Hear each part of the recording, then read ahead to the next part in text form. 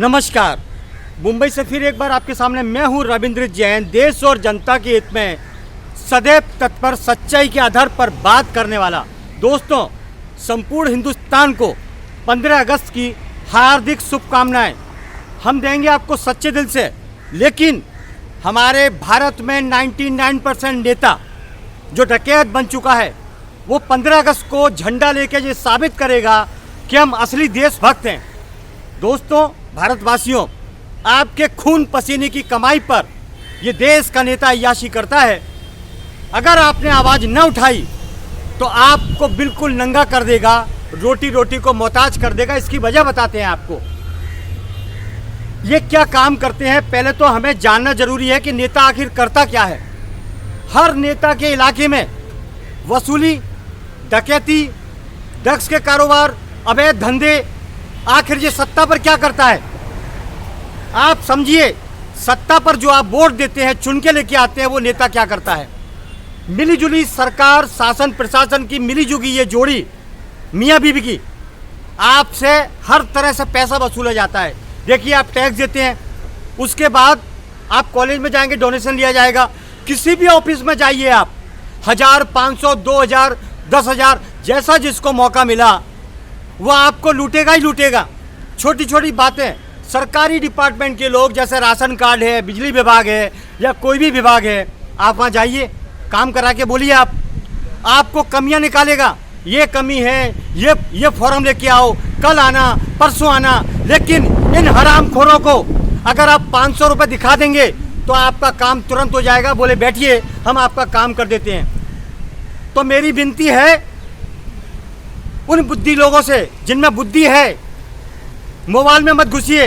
पढ़े लिखे लोग हैं भारत के अंदर 30%, लेकिन वो भी दिमाग से पैदल हो चुके हैं। हम डिग्रियां लेके घूमते हैं और बेरोजगार नेता बिना डिग्री का, जिनकी डिग्री है वसूली, गुंडागिर्दी, अवैध कारोबार, दादागिरी, मकान पर कब्जा, अवैध कामों का मास्टर, वो नेता बनता है। आप अंदाज लगाइए, आप नौकरी कर नहीं सकते। अगर पढ़े लिखे हैं तो डिग्रियां गले में लटका लीजिए और झाड़ू लगाइए रोड की, होटलों के बर्तन मांजिए।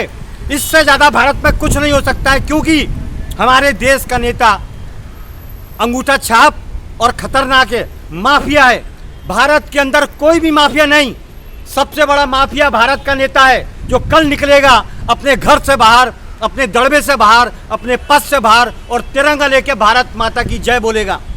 एक बात और हम बता देना चाहते हैं, सबसे ज़्यादा बद्दुआ हमारे देश के लोगों की अगर कोई खाता है तो वो नेता खाता है। देखिए, बॉर्डर पर आर्मी, हमारे बॉर्डर की सुरक्षा करती है आर्मी, तभी हम चैन की नींद सोते हैं। लेकिन एक आर्मी का जवान की जब शहादत होती है तो पूरा देश रोता है, पूरा देश रोता है। लेकिन एक नेता अगर मरता है तो पूरा देश ये कहता है, अच्छा हुआ मरा, अच्छा हुआ मरा, क्योंकि इसने बहुत लोगों का, पूरे देश का खून चूसा है। तो इतना फर्क है। हम भी देशभक्त आर्मी को सल्यूट करते हैं, हम उसी की बात करते हैं और उसको सम्मान देते हैं। वही है एक आर्मी, भारत की सुरक्षा और व्यवस्था ईमानदारी के साथ करती है। अपने बच्चों को घर पर छोड़कर बॉर्डरों पर गोलियां खाती है आप लोगों के लिए। उसके बावजूद ये सरकारी डिपार्टमेंट के लोग, निकम्मे लोग, और हमारे देश के नेता जो हराम की खाते हैं, हमारी देश की जनता को मोहताज करते हैं। और तो और जो हमारे सुरक्षा में लगे हुए लोग हैं, वो भी कहीं ना कहीं परेशान रहते हैं इन नेताओं के वजह से। इन नेताओं को हर सुविधा चाहिए, भारत के पैसे से हर सुविधा, हर ऑफिसर की नई नई गाड़ियां, जैसे देश इनके बाप का है। आप देखिए, इनके ऑफिस देखिए, इनके बंगले देखिए, इनके घर देखिए, इतने टिप टॉप मिलेंगे और सिक्योरिटी गार्ड इनको साथ में रहेंगे, पुलिस भी इनके साथ में रहेगी। इनके अय्याशी तो देखिए आप क्या करते हैं, आप जरा देखिए, मिलके बताइए आप इनको। टाइम नहीं है, टाइम नहीं है, टाइम नहीं है। और क्या कहते हैं आपसे, कितना बड़ा झूठ बोलते हैं तिरंगे की सौगंध खा के, हम आपके सेवक हैं, छाती कूटते हैं। अब आए चुनाव, वोट लेने आएंगे या आपसे भीख मांगने आएंगे, तो इनसे पूछना तुम्हारी औकात क्या है, तुम्हारी औकात क्या है, तुम किस लेके, किस मुंह से हमारे पास वोट लेने आए हो। हमको तकलीफ ही तकलीफ है और तुम वोट लेने आए हो। बड़ी बड़ी बातें करेंगे, आपको पुचकारेंगे, आपके कंधे पे हाथ रखेंगे। आप भी बेवकूफ़ हो, जो इनके साथ में रह के फोटो खिंचाते हो, ये आपको पुचकारेंगे, वोट लेके जाएंगे, फिर आपको पहचानना ही बंद कर देंगे। कौन? कोई नहीं।